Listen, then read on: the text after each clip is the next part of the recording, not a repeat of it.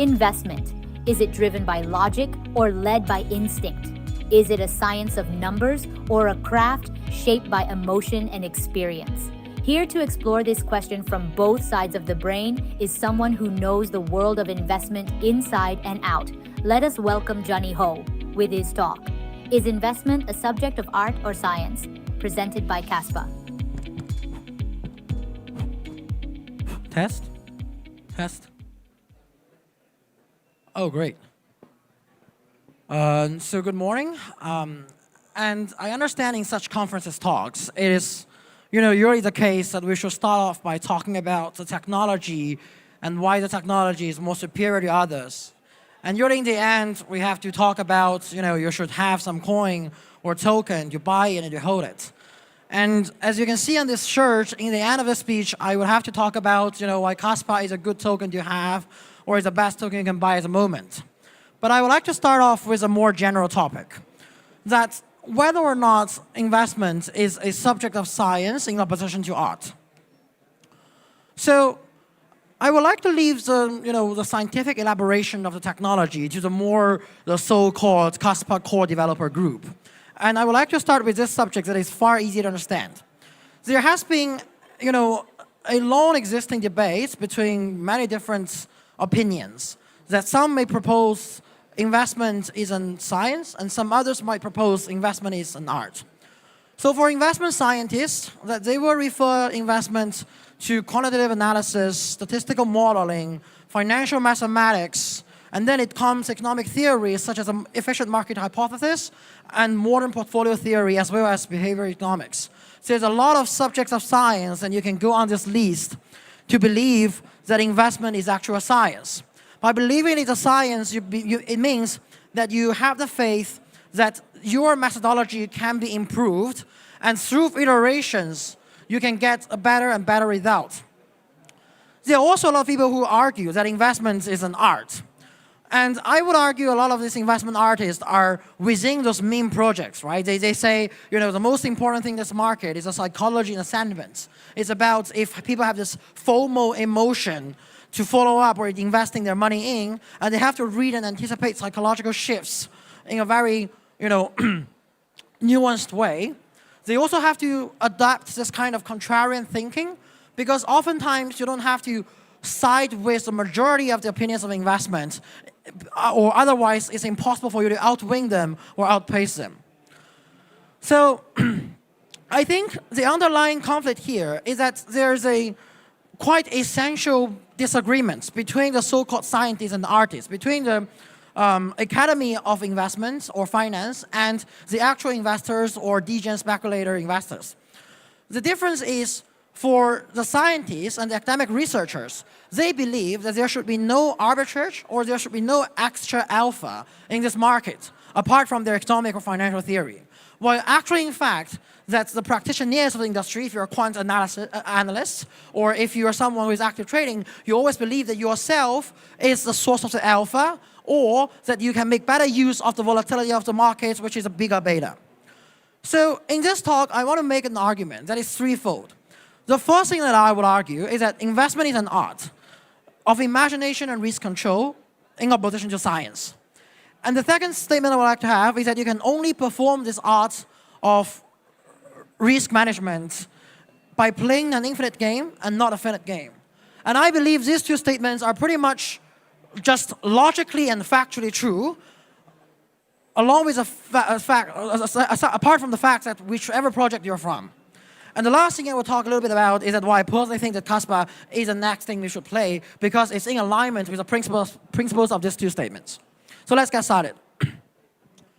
So I want to start off with this so-called martingale strategy, and it's actually a specific version of mutation of the Saint-Petersburg paradox.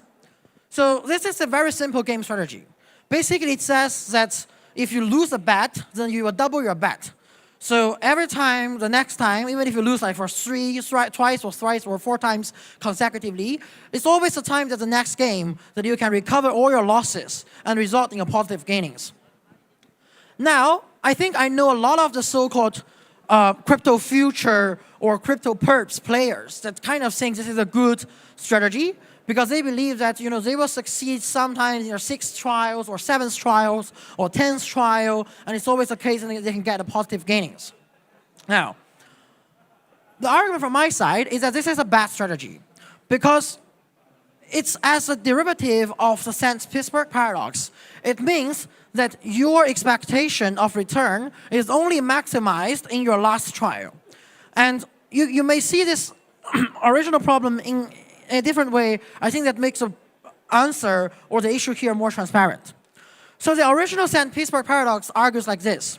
So you can toss a coin, and this game only ends until the coin flips and lands on head. It will always keep tossing and give you double the return. So it means that if it lands on the head in the first sleep, then you get $2. If it lands on head on the second sleep, you get $4. If you land on the head in the 4th or 5th sleep, you will get $16 or $30. The original question asked, how much are you going to pay to play this game? It is quite obvious that you always get some money here, right? Like either 2 for 8 or 16 or 32. But the question is, how much would you pay as a fair price for the ticket to get into this game? So the experiment we run, let's say in German and US universities, argues that most people will say, we don't want to pay more than $8 or $16 as a ticket price, because most people think, the game would end before the 3rd or 4th sleep, right? Because you can calculate the probability and you think, it's only less than 3% chance this coin will land on head only in and after the 4th sleep. They think that it's a very low probability incident. But this is pretty much an intuition, right? Because it's just, I think this is not going to happen, and it's not strictly based on science. So I spent a little bit of time to give another more scientific proof of this problem. And of course, this is actually not the major subject of the topic of the day. But in general, this is attached as an information source here. So anyone who's interested, they can then check on this slide and to check if the proof is problematic or not. But in short, that as you can see from the graph on the right, that this kind of strategy, the martingale strategy, the Saint-Petersburg paradox, is only a problem. It's only a problem because that the infinity or infinitely large expectation of return only occurs in your last attempt. It means that you have to go with a very extreme case to get the so-called infinitely large return. So a bit of math I did here is that the very important thing to understand is the expectation of your potential gaining in one single game is totally different a concept from the average return you may be able to gain from a lot of times of games. So what does this mean? It means that, for instance, if I have a perpetual BTC deal now, right? The expectation or expected value I may retrieve from this single time of trade is infinitely large, right? This is possible, right? If Bitcoin goes all the way up to $1 million US, and I have a perps, it can go to 1 million as well. But the thing is, if you make a lot of perpetual deals, let's say you trade for like 5 times or 10 times per day, then the average expectation of your return of each of this deal is necessarily not infinitely large, right? Otherwise, you should just keep trading in whatever deals or whatever tokens. So this is the important thing here, is that we have to understand the single return expectation is different from the average return of multiple times of playing the game again, again, again. So I did a bit of math, and the result is in the right corner. That is essentially saying the times of the game affects the total earnings of the times of the games. So I even make the table a bit bigger here. So it says if you play 8 times of the game, so in total, this total number of 8 times of games, you're expected to have $24. And if you play it for like 32 times, you're expected to earn like $160 and so on. So again, if you have interest, you can go back to the slides later and you can check. This is, I believe, a strictly proof that it's done by mathematics. So I do think that this offers an insights, again, independent from whichever token you would like to trade on or whichever project you are from. So from this chart, you can see that you would have to play as many times as possible to approach or approximate the actual infinitely large expectation you can achieve in one single game. So this is very important because this flips into the second argument I'm making today, is that precisely because when you guys, or most of us, doing trades, we don't do this kind of blackboard math, right? We don't do the math proof. You are pretty much based on your feelings and quite subjective opinions. So this is an art of investing or trading instead of the science of investing and trading. And the science, however, tells you to be profitable with the art, you have to have this property of infinity, which means you have to play the game as many as possible. Now, the next question is, how do we get the infinity? And my argument or statement here is that both types of infinity, the infinity of times of playing and the infinity large return, can only be assured by a decentralized structured set of the game. Why is that? The reason is because, it's quite obvious that if you're a casino, you can have a bar to say, oh, the maximum return you can have is, let's say, $10,000. That's the most common restrictions you have in casinos. And therefore, your rule of approaching the infinitely large just goes invalidated. It's also possible the case that the entire casino just, leave and you have nowhere to play anymore, and you already call this a rug pull in the crypto world. So now, diving into the crypto world, where these things we should be more familiar with, is that the original memes and the original POWs, the proof of work token coins, comparing to the new kind of memes launched by the bounding curve function provided by PumpFun, Launchpad, the difference is like this. So for Bitcoin or American stocks or Ethereum and also Caspa, in my opinion, that you can play the games with infinite attempts, right? Because these projects, they still fit in new technology advancements, and therefore there's new added value into the pool. And the traditional memes of the Doge coin is finite attempts, but it's still proof of work. But still, it has a longer duration of time to expect than the new memes. And for the last category, which is the memes launched by this bounding curves of PumpFun, is Donald Trump's Trump, or just thousands of the tokens that you see dying, maybe just 6 or 8 hours after its launch. These are exactly the finite times games that you can play. So this is a screenshot you can have on April the 1st, right? I think there are two major slumps of the markets recently. One is due to the so-called SEC allegation of Wintermute, one of the major market makers in the United States, and they have to dump all their meme tokens, which caused this entire thing. And the second slumps of the markets comes from the Binance Alpha, which for no reason the Binance Alpha listed projects or has slumps in price. So what we observe here is that what prevents you from an infinite game, playing an infinite times game, is exactly the following things. The rug pull by the project teams and security problems. For instance, that if you use a safe wallet on Ethereum, you got hacked, so the game is over. There's no more infinite times games for you to play. And following those are the centralized issues of networks, that they can change rules quite arbitrarily.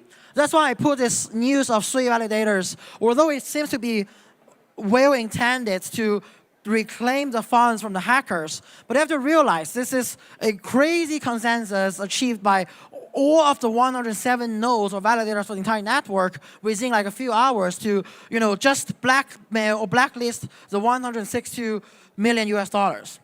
And similar problems also comes from centralized nodes of sandwich attacking the traders, which happens on the BNB a lot of times. Or from centralized market maker, they dump and manipulate the price because they get the tokens at far cheaper or close to zero cost. So they can dump at whatever price they want to. And the last thing you might see is these early investors and other traders, they have conflict of interest, they play so many different roles. They are hold of the token, they promote it, they sell it to their fans and followers, and they get the money and the investors get nothing. So very quickly on what Caspa did to fix the problem. Well, I don't think anyone can fix the problem of rug pull of project teams, but as a fair launched coin with no pre-mine or pre-minted or pre-existing ownership, it allows miners to simply play as a role of validator without having any say about the assets on the network or the strategy of development of the network. And I believe there are a lot of things in Kaspa that you can discover by yourself if you believe in the tenet of playing an infinite times games. So to wrap this up, so there are also, you can see on the left is a Twitter screenshot from Jeff from Hyperliquid. So he also gives a similar argument of saying why execution, repeated games is important, and in addition, why full transparency is a good thing to enhance whatever the merits of those. And the final observation we have for this speech is that Bitcoin used to set up a so-called fair infinite times game, but at the end of the day, for now, the BTC holders are no longer diverse. And other POS networks such as Sui and Tron, you just, it's a last, you have to wait for the last moment that they go away and they rock, because essentially those are centralized networks that prevent the infinite times game from happening. It's just the case that the affinity range lasts longer than other projects such as Trump or other stuff. So thanks for listening, and this is the website and Twitter of our foundation. Kaspa is still of about 3 billion market cap as one of the top 30 projects with almost full dilution. So this is a very fair launch project, a public chain, and you're very welcome to learn more about it in the future. Thank you.